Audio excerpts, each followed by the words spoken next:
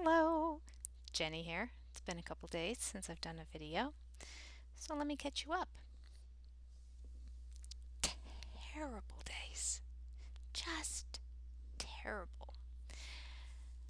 I even had one day that on Saturday I was going to go to the water park by myself. I had my little buffalo chicken in a small container, and I had some celery sticks that I was going to take with me. That's all I was going to eat all day.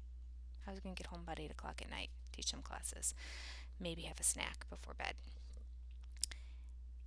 And circumstances happened that I was going to be the only one home. I have a cat that's getting medication, so I thought a proper cat owner would not wait for somebody else to give to the cat a little bit later than it should. I should stay home and give the cat, make sure swallows the pill, does what it needs to. So I stayed home. And then I just started feeling like I deserved, because of my um, heroism for choosing to stay home, my sacrifice. I don't know. I don't know why. I really don't know why. It's like purring right now. You're purring right now, aren't you? I don't know why. Um, I thought I wanted, tell me if you can relate. I wanted a s'more so bad, so bad. For my sweetie. And this is the cat that needed some medicine. You do not like being held. It is the sweetest cat. My other cat, no problem being held. Of course, we got her when she was a kitten. So, and we always held her and put her on her back and pet her stomach and got her used to that. This one was found, they think he's, I don't know, they don't know how old a cat is, maybe 4 years old. It was found at a barn. But I don't think it was out in a barn the entire time. I really don't. Um, because it's so loving and it loves to sit on my lap and it just loves getting pet. My other cat, who I can hold and manipulate and do whatever I want with, becomes completely docile when I'm doing that, but other than that, she doesn't want to be touched. This one, it's like touch me, pet me, love me all day long. Um, but whatever you do, don't hold me. All right. And I say that because we're having issues getting eardrops in its ears. He has an ear infection. Even cutting his nails is like, giving him some rare Chinese water torture or something. Like, he just acts like this is the worst thing in the world. So I don't think either he had a traumatic event with people holding him, but I don't know. But he really is a lab cat. It's very confusing. It's very confusing, nevertheless.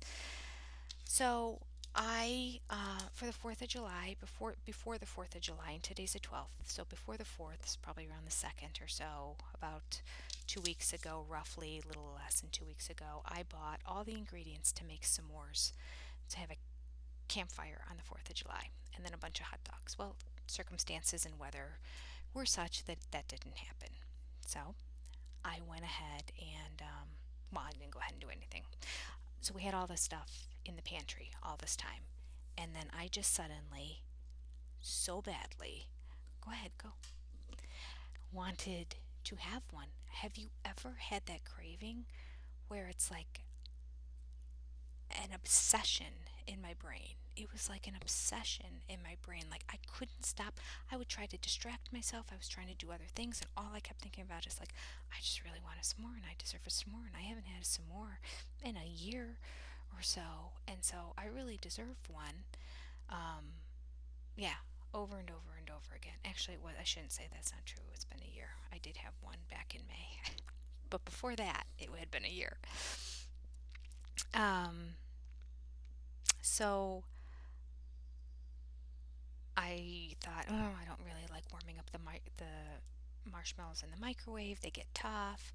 I could take the stick, put it on, and go right over the electric burner and hold it, and it will toast them. I've done it before. Yes, I know. Um, but then I thought, well, there's a lot of wood that needs to be burned that's just kind of around the yard and on the deck and area. I'm going to make a bonfire. Make a bonfire. I'm going to burn up all that stuff. I'm going to start it with a bunch of papers because I have a whole bag of stuff to be shredded and I missed the shred day at our church. And so I'm like, I'll use all that as fire starters, burn up a lot of these old bills and things that have personal information on it. and then have a s'more. I can't even tell you how many s'mores I had because I'm beyond embarrassed. And then I went ahead and I ate two hot dogs that day too, and the second one was in a bun. I'm completely out of the keto buns. Gone. And they don't carry them at Costco anymore. Although I will say that last night, in my wallowing, I did look up and I see that Aldi, of all places, carries them. So, going there today and gonna get some of those. And just see what other keto stuff they might have while I'm there. But nevertheless,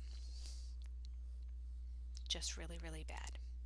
But before all this, as soon as I knew I wasn't going to go, the very first thing I did was eat up the chicken with the celery stick. So I had that as well. And then later on in the day, I had some of the salmon that I had made a couple days before. Yes, I did.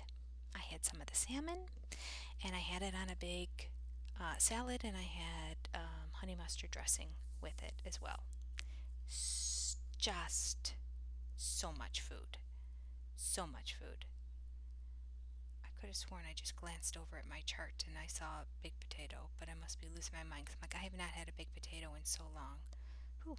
I, oh, above is the word potato, below is the word bars. Why is the word potato there?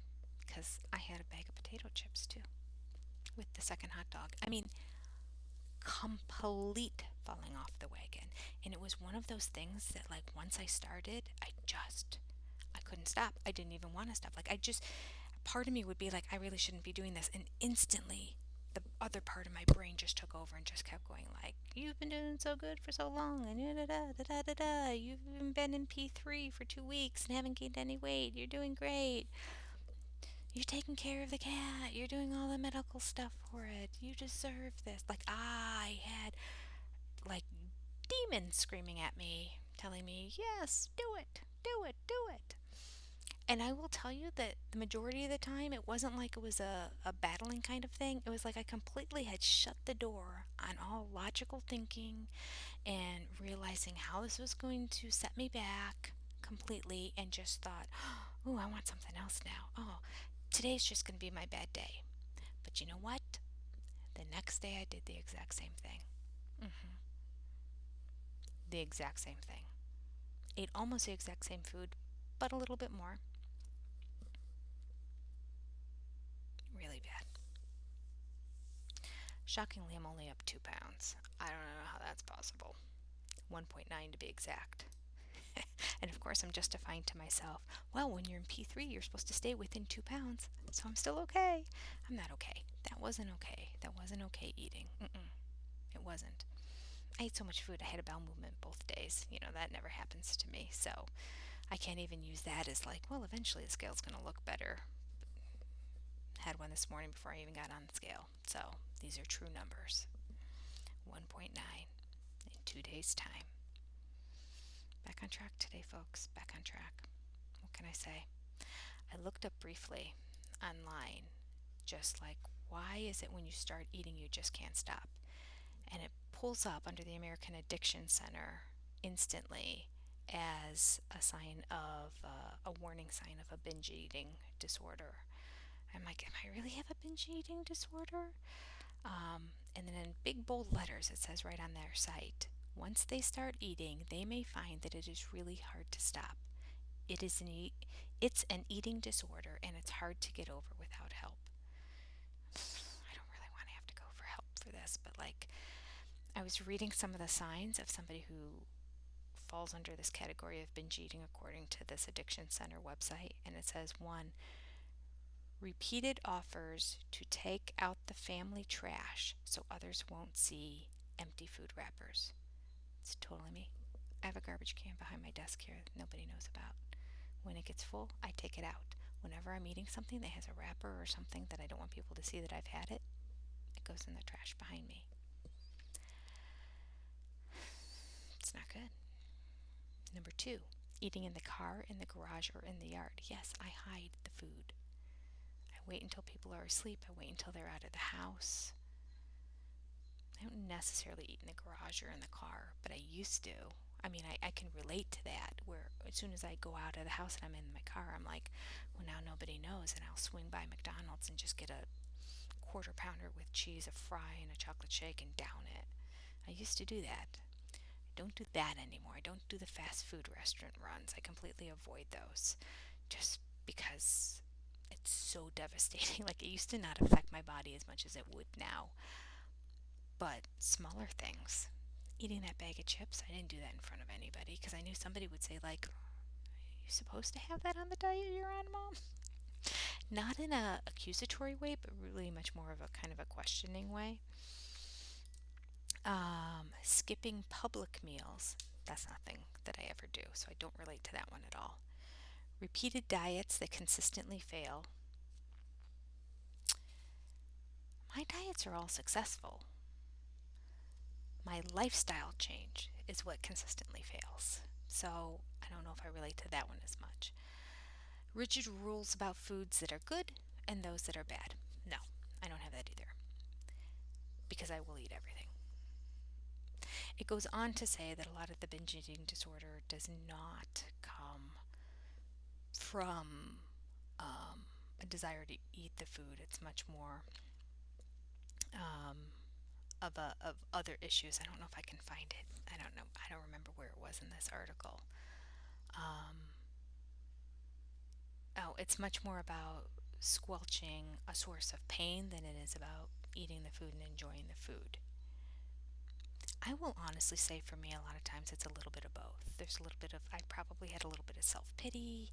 I mean, it was 76 degrees and sunny all day. It was a perfect day to go to the water park and sit there. I have the free drink plan. I could just keep getting drinks. I had my bathing suit on. I had my bag packed. I had the food ready to go.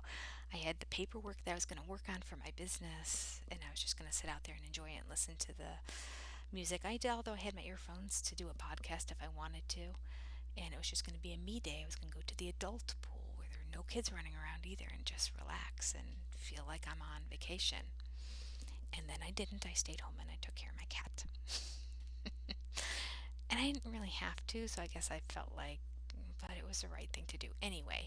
So I think that there was a little bit of the, and the fact, I think in my brain, I was also thinking, I'm going to the water park by myself, nobody to go with, because my one daughter's in California.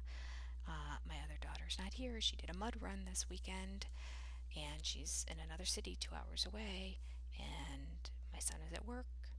And no, my son wasn't at work. He was at fencing. My husband was with him, but my husband didn't have a pass to go to the water park anyway. It's not his thing. So I think that there was a little bit of self pity and probably sadness. I think depression is a strong word, but definitely sadness. Of like, wah, wah, wah. Yeah, I go to the water park by myself, and that's an exciting day for me. So I think that part of that fed into the I'm going to make myself feel good and happy here right now and have some s'mores because I absolutely love them. One of my favorite ultimate desserts of all time would be a s'more. The combination of a marshmallow, a graham cracker, and a Hershey chocolate bar is the bomb. All right, so that's it. I just wanted to say that if you ever fall off the wagon, you're not alone. I don't know why when I fall and roll and tumble and then get rolled, fall off the wagon, and then the wagon backs up and rolls over me. Like, when I do it so much and so significantly. It's, like during the diet, a fall off the wagon would be to eat like one small thing. But when I'm off HCG, and I know that I can have more calories in the day, why I let myself go to that extreme and even have a bunch of sugars, graham cracker and chocolate and marshmallow, come on. Why do I let myself do that? I just want to beat yourself up over it. The only thing I find that I can do is start a new day and say, today's a new day. That was yesterday and the day before. But today's a new day. And get back on the wagon. Get back on the wagon. And of course, that means I have to be extra strict because I really need to get those 2 pounds back down. Because if any other little slip after that is going to push me over the 2 pound weight gain in P3, and that can't be. it's times like this that I think I want to start another round. I really want those parameters to help me stay focused. Just my own personal doing it because I should and this is what I need to do just doesn't fly. And in P2, I can't get away with it because the weight gain goes up too much. So I really need to do some self reflection and figuring out why is it that I need those strict parameters and I can't just do what I need to do. Why is that? What is wrong?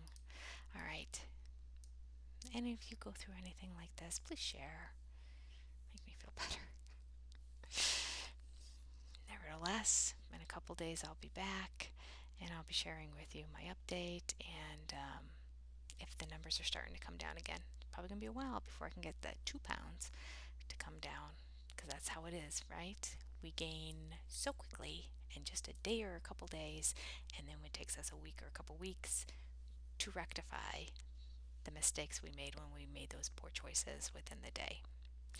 That's how it is for me anyway. All right, that's all I have today.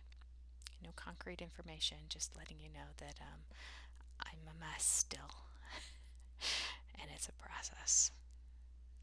Talk to you soon. Bye.